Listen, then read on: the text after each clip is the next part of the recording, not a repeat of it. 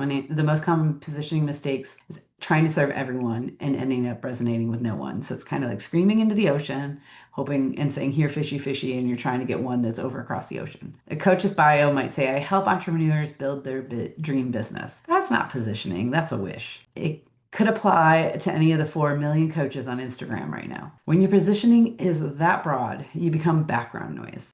And background noise does not book discovery calls, it does not book clients. Positioning answers one question: why you specifically for that person specifically. The more specific and ownable you are in your positioning, the less competition you actually have. Your positioning needs to do 3 things under 10 seconds.